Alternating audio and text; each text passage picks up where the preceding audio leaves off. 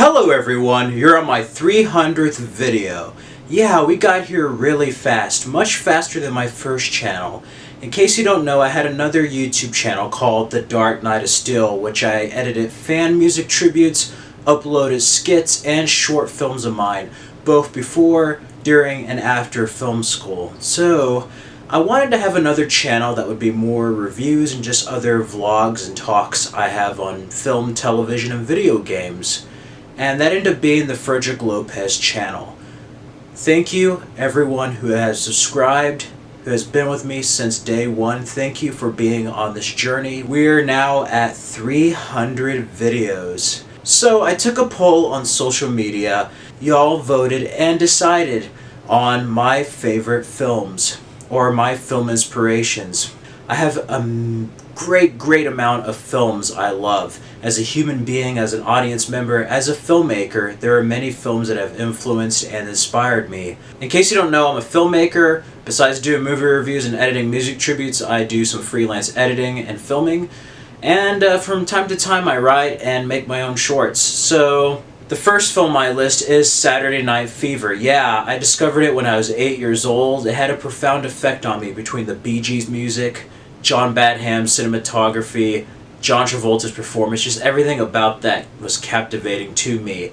Another film and film series that influenced me that year was Mad Max, The Road Warrior, and Mad Max Beyond Thunderdome. I actually saw Mad Max Beyond Thunderdome on USA, was curious to see the first one, and I did see the first one. I had no idea The Road Warrior was a sequel. It was next to Mad Max at the video rental store, and I'm like, hey, that looks a lot like Mad Max. So I was kind of confused with it going from 1 to 3.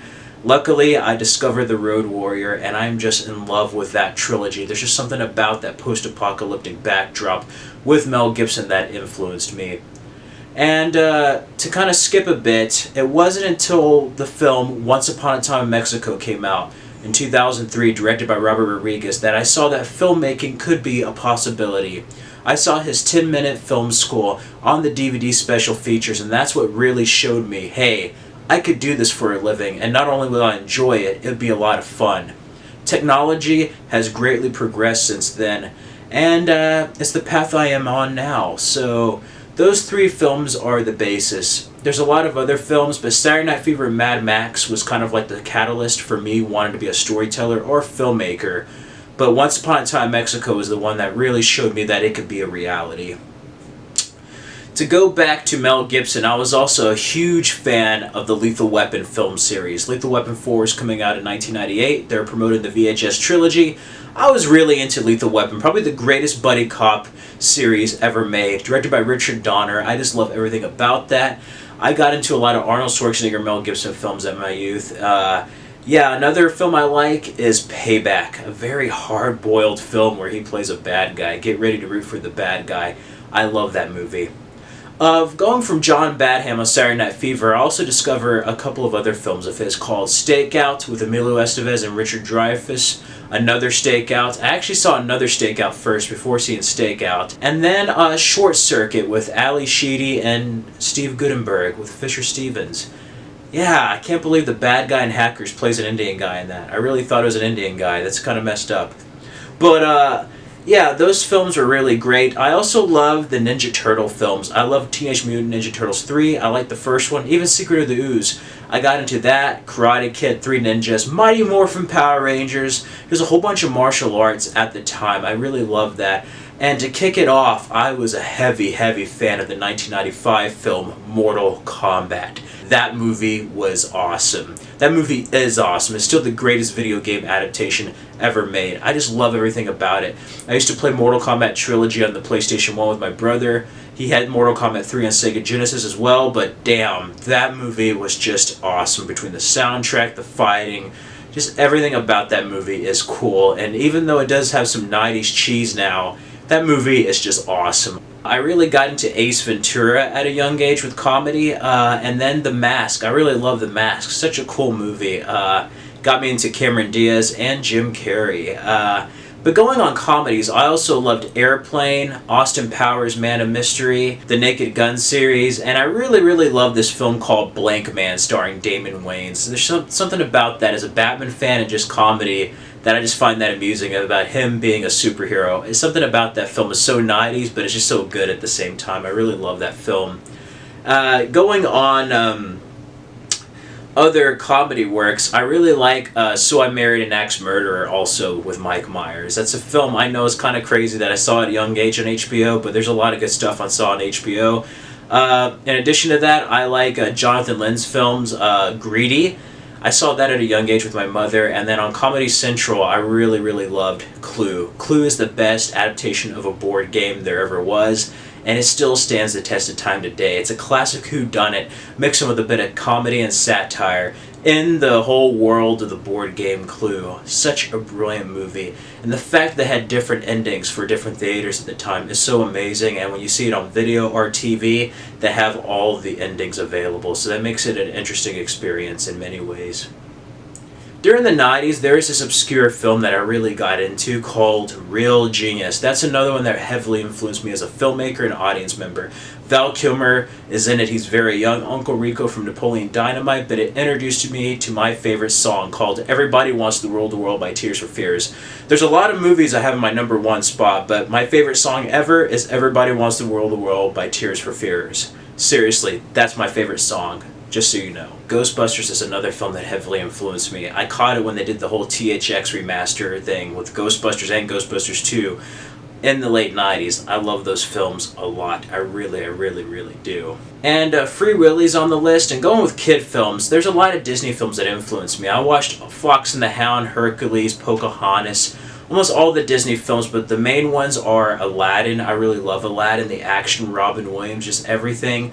The Lion King had a profound effect on me. Probably the most violent, darkest G movie ever made, but I just love everything about it. Such a classic tale, epic in every way possible. I really love The Lion King. That still is probably my favorite Disney movie. To rival that would be the 1991 film Beauty and the Beast. I love the cartoon. Not even the live-action film met the expectations of that film. That film is great. It's such a great animated film. And it was even nominated Best Picture at the Oscars. That tells you how great it is. Then Titan A.E. in 2000. That was probably one of the best sci-fi movies. Very underrated with Matt Damon. I saw that year, and The First X-Men. The First X-Men is such a great superhero film, comic book adaptation. And going on superhero films, in 2004, I really loved the Thomas Jane Punisher, and then I got into Quentin Tarantino with Kill Bill Volume 1 and Kill Bill Volume 2. Dark, gritty tales. It was during a dark period of my life. I had to move. My father was going through cancer treatments. It was just a dark period of time, and those films really kind of delved into my darker side, and also showed me that you can make films at a lower budget. You can make them more grounded, and it still have a strong story. As long as there's a strong story, protagonist, antagonist, conflict, you can pretty much make a film anywhere and any way. So it really did kind of open the door to the possibilities.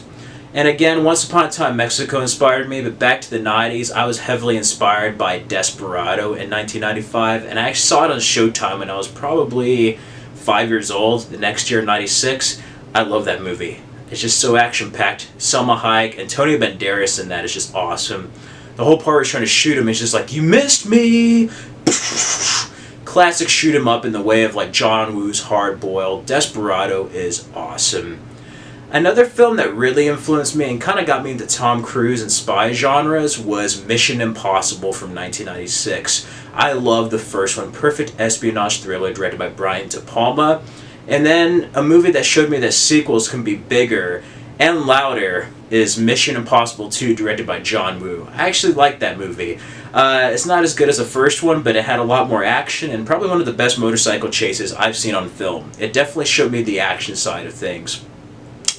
And back earlier, I also loved Arnold Schwarzenegger films, and the one film I did love, I saw Terminator 2 a little bit, but I didn't get to finish it. The one film I did see of his all the way through was The Terminator, the first one. Such a dark, scary movie at times, but it was just so enthralling, and it really engrossed me into the world of sci-fi. And this Terminator that's just unstoppable. There's something about a human being against a machine that's scary and just was very riveting for me at the time. Other Arnold Schwarzenegger films were Predator, Total Recall, but the one I really loved the most that is kind of barely getting some love that wasn't really loved back then, I felt like it was way ahead of its time, Last Action Hero. film is so meta. Shane Black's writing, John McTiernan's direction. He did Die Hard, Predator, Basic, Hunt for Red October. Last Action Hero is an amazing movie. I wish Jack Slater was a character. I mean, as a film fan, it was just something. There's just something so cool about having a magic ticket to go into your favorite movies. And then what if the movies came into real life? What would that be like? And there's just something so great. It's just like satirical about the action genre and Arnold Schwarzenegger as this icon, as this action hero in the film. Such a great underrated movie that's now kind of getting the love it deserves, I think. It was very ahead of its time. It's very much of its time now. And I love it. I love that from 1993. Another 1993 film I love is Jurassic Park, the original one. There's just something about that first one. Seeing dinosaurs come to life, that is movie magic incarnate. Steven Spielberg is a masterclass filmmaker. Another film of his I loved was Hook. Like, it made it feel like Peter Pan was real, but there's just something about having this adult not know he's Peter Pan, and just like, what if Peter Pan grew up and became basically like Captain Hook? There's just something so great about that was unexplored. Two other Robin Williams films, and he's such a great actor. He was such a great actor, especially for 90s kids. Two were Flubber. I love the Disney Flubber with the CG Flubber. It had a great story to it as well. Shooter McGavin, of course, is a bad guy. Happy Gilmore's another influence, but Flubber was a remake of Son of Flubber. I just loved everything about it. I wanted a real Flubber. But above that would probably be Jumanji. Jumanji was a dark movie, very action-packed, and it just had a great story. I read the book, and it was just the two kids. They added the whole Alan Parrish character. There's just something about that movie that's just great. It just has everything, and yeah, it definitely showed you the darker side of that magic, most definitely. Going back to darker side of stuff, Joe Dante's Small Soldiers had a heavy influence on me. I love that movie. Chip Hazard versus the Gorgonites, Archer, you have Frank Langella, Tommy Lee Jones, Phil Hartman in his last role. Everything about that movie is just so cool. I love Small Soldiers. Like, Toy Story also influenced me, but Small Soldiers, it's just one of those things where, like, what if your toys came to life? It's real, but what if they were evil? It's like the opposite of Toy Story, but Toy Story was a very good Disney animated film, Pixar, but also made you wonder, hey, are toys really alive? Do you see toys? It's like, we see everything. Another old underrated movie I really love is Batteries Not Included. I used to see it at my aunt's house, a very old movie, and I might go over it on Hidden Gems here. There's just something about that movie that's very cool. But to get to the big ones, I did see Star Wars at a young age. I couldn't get into the first one, but it wasn't until I saw the original trilogy in '96 and then the special edition that I got really into the trilogy of Star Wars, The Empire Strikes Back, and there's only one Return of the Jedi. Such a perfect trilogy. That got me into the Indiana Jones trilogy with Raiders of the Lost Ark, Indiana Jones and the Temple of Doom, Indiana Jones and the Last Crusade. Classic films. I remember my Uncle Joe used to watch Indiana Jones, and I kind of was familiar with it, but when I wanted to actually watch it, we rented them. My dad got me the trilogy set that came with the Young Indiana Jones, and those films are just movie magic and two of the greatest trilogies, or they were two of the greatest trilogies ever made. Another trilogy, I like the Die Hard trilogy, but I got into Die Hard with a Vengeance. It used to come out on July 4th on HBO. They used to show Die Hard and Die Hard with a Vengeance. Die Hard with a Vengeance was the first Die Hard film I ever saw. I really liked that with the Ant March and just everything. It really introduced me to Bruce Willis and action films. I just loved every type of action film growing up. One film that I really loved that got me into Westerns was Tombstone. I saw it with my parents, Kurt Russell, Val Kilmer. Something about that movie, it had the classic Western tropes. It was a perfect Western, very kind of old-fashioned, but it had that violent edge that modern Westerns and even neo-Westerns now have. And it's just a perfect blend of old and new put together. I love it. George P. Cosmato's film is amazing. He did a great job on Rambo 2, Cobra, but Tombstone was just a badass movie. You tell him I'm coming, and hell's coming with me! I just love that movie. Another Western I really loved was Once Upon a Time in the West. I saw it on AMC. That got a heavy influence on me with Sergio Leone. But another one is Young Guns with Emilio Estevez. I love Billy the Kid. I'll Make You Famous. That movie is just awesome. The Mighty Duck trilogy also had a heavy influence on me, as well as Honey, I Shrunk the Kids trilogy. I love those two. And then when I was younger, it's not exactly the best movie, but there's something with the Queen soundtrack that got to me. My brother used to watch Flash Gordon from the 80s, and I really liked that movie. There's another film that got me into sci-fi. Not in the same way as Star Wars, but it got me into sci-fi, and it was just something that was just kind of like another world. It got me to the fantasy and adventure element of movies. Another film I highly, highly enjoy is Star Trek First Contact with the Borg. That was the first Star Trek I saw. And I got into Star Trek through the Next Generation series. I love Star Trek First Contact.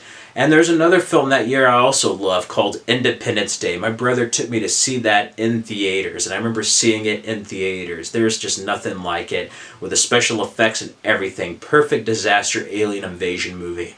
And really kind of introduced me to like an imagination and just like big budget movies. Like, wow, movies could be made on this scale. Another movie by the same director that I really love, I know a lot of people hate this, but I love the 1998 Godzilla. That's another movie I saw in theaters. I just love everything about that movie. Matthew Broderick's in it. The soundtrack is amazing. But besides that, Matthew Broderick, I also love Ferris Bueller's Day Off. That film heavily influenced me, I guess on a dramatic side, but it also influenced me to basically commit hooky. I played hooky from school because of that movie. So many damn times, whether I was sick or not sick, and yeah, I love Ferris Bueller's Day Off. Life moves pretty fast. If you don't stop to look around, you may miss it. Going back to R-rated movies, I also love Paul Verhoeven's RoboCop. I actually saw RoboCop 3 first, and I thought I was buying RoboCop. I didn't know there's a third RoboCop, I just thought it was RoboCop. Boy, was I surprised, but it was a delightful surprise, and probably one of the hardest R movies I ever saw, but it's just so awesome. I love RoboCop. Another movie I loved growing up was Speed with Keanu Reeves. Pop quiz! You have a hair trigger aimed at your head. What do you do? What do you do? I just love that movie. Keanu Reeves and Sandra Bullock's chemistry is just out of this world. Another horror movie that I really enjoyed from the late 90s was the 1999 Brendan Fraser and Rachel Weisz Mummy, directed by Stephen Sommers. I love The Mummy. I was into Egyptian culture, mummies, hieroglyphics and stuff, and that really kind of got into my adventure period after Indiana Jones. And I also really like Interview with a Vampire. It's a film that I saw briefly when I was young, but I wasn't sure what it was. That was a film that got me into vampires, and I just love it. It shows you that you can have different types of characters in movies, and it showed me a grander story. Another vampire film that really influenced me as far as my taste in horror films is The Lost Boys. I saw it on Sci-Fi Channel. Such a great 1987 film. And going on horror films, my brother-in-law showed me A Nightmare on Elm Street at 6 years old. That scared the living shit out of me. But I appreciate him for doing that later, because Dream Warriors I saw after The Lost Boys, and it kind of made me realize, hey, I could kick Freddy Krueger's butt in dreams and nightmares. And that kind of introduced me to a whole nother level of horror, and also movies don't just bring entertainment, they can also scare people, and they can also have a hidden message in them. And that really kind of introduced me into the horror genre with A Nightmare on Elm Street. Plus, my name's Frederick, and he's named Freddy. I mean, it's just scary. This guy can kill you in your sleep. I've gone over a video on Nightmare on Elm Street, but yeah, you know what I mean. As far as big budget spectacles, Titanic was another movie that was very grand as far as visual effects. Sure, it had the romance, but it was just the big spectacle of this movie epic, and then the effects that really kind of got me enthralled into movie making. I really liked that movie growing up. I even had the 2 cassette VHS. Going back to animated, I also like Transformers the movie from 1986. The Transformers theme by Lion is fantastic. There's just something about that movie that's better than all the live-action Transformers. I really love that movie. It's something different from the Disney cartoons, and it was kind of more of like the 80s. They're drawn like people, and it shows you that, hey, no matter what, you can have an engrossing story, whether it be in live action or animation. And then going back to an older movie, I also fell in love at a young age with The Wizard of Oz. For a film in the 30s, it sure has aged well. It doesn't look like a film from the 30s. In a way, it's almost timeless. The only other film I can think of that's like Wizard of Oz is Harry Potter and the Sorcerer's Stone. The Wizard of Oz is an American movie classic. And then going back to 90s, I kind of caught X-Files off and on. I wasn't really old enough to see it like religiously like I do now, but I loved the 1998 film The X-Files. Now that it's called X-Files Fight for the Future, but it was just X-Files the movie. There's something so cool about that. Again, had that 20th Century Fox Independence Day vibe. I loved X-Files the movie growing up. Another film I also liked was Back to the Future. That was such a cool movie. There's just something about time traveling that's just so great, and a lot of the movies I mentioned, ILM, Industrial Light and Magic, has done such a fantastic job, and these films have really shaped the industry of film in Hollywood for the past couple of decades. It's just amazing, their legacy that it is and really is still continuing as we speak right now. Another action movie that I got into when I was like 10 was Charlie's Angels from 2000. I love Charlie's Angels. Sure, it's a guilty pleasure. It's not the best movie, but there's just something about those three and just action-packed scenes that are just out of this world and absurd that make it so enjoyable. It's definitely one of my guilty pleasures. Another film that I like that I saw in my childhood was The Three Musketeers from 1993 with Kiefer Sutherland, Charlie Sheen, Oliver Platt, and Chris O'Donnell with Tim Curry as the villain. That movie is just amazing. All for Love with Rod Stewart, Sting, and Bryan Adams.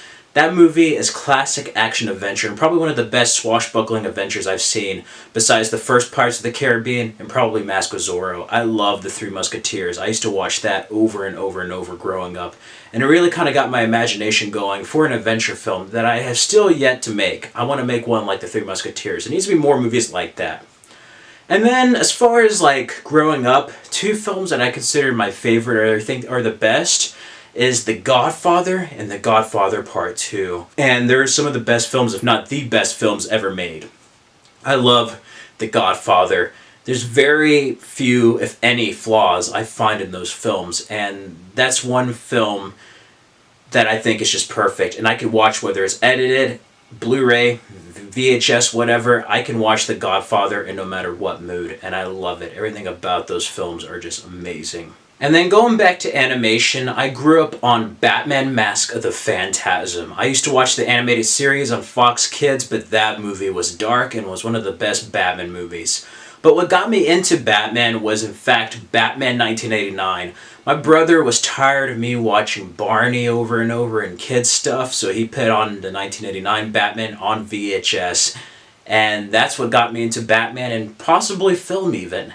Another Batman I highly enjoy, I mean I love all of them except for Batman and Robin, but another Batman I enjoy is Batman Forever. I really love Batman Forever. Such an enjoyable movie, but it was also the first Batman I saw in theaters. I was 4 years old when I saw that movie. I love that movie. I ran out of the theater in slow motion, like Batman. So yeah, that movie is awesome, but getting older, I always wanted to see Batman done right, and there was a movie that did Batman right. 3 of them, and I think it's probably one of the greatest movie trilogies. The Dark Knight trilogy with Batman Begins, The Dark Knight, and The Dark Knight Rises heavily influenced me. It's one of those films where I ask myself, do I want to still be a filmmaker? I can't top that. I can't make a Batman movie. But at the same time, it's one of those films that just inspires you. Not only as an audience member, it not only entertains you, but as a filmmaker, you're like, you know what? I would love to try to get to the level of Christopher Nolan. And yeah, that is just an awesome film series to me. Not only as a Batman fan, but as an aspiring filmmaker. As a filmmaker, those set of films really, really inspire me and just really influenced me in many ways, and also kind of taught me to look at other genres. I mean, it's kind of an insult to call those comic book films. It shows you that you can elevate the genre. It shows you don't have to go into these trappings. Just because a movie's based on something else, a certain thing, doesn't necessarily mean you have to stay in that genre. You could always try to elevate the material. And it also showed me that, hey, a movie can be amazing and a sequel can be necessary if you have a story to tell. And not a lot of sequels do that anymore. And those set of films are great. They all are great individually, and even greater as a narrative of a beginning, middle, and end of the Dark Knight trilogy. Anyway, guys, I could probably go on forever, but these are just some of the films that have inspired and influenced me. I apologize if I went too fast, but I just want to thank all of you for watching, for subscribing. Thank you for voting on this poll. I had a couple of other videos in mind, but yeah, here's to 300 more. I can't believe I'm on 300 videos on this channel already. So if you enjoyed this video, click the like button, comment, let me know some of your favorite movies, some movies that inspired you, just whatever, let me know. And also let me know what other videos you want to see on this channel. Stay tuned, I'm going to have an action reaction of Die Hard with a Vengeance. And then, pretty soon, I'm going to have the top 10 movies of 2017, or at least my favorite films of 2017. At least the ones I saw. I still haven't seen Disaster Artist. That's messed up. It's not in my theater. It's bullshit. Yeah, it's not in my theater, but Disaster Artist probably would have been in my top 10. But stay tuned for that list, and yeah. Thank you guys for watching. Here's to 300 more. I thank all of you out there. Yeah. Have a great day.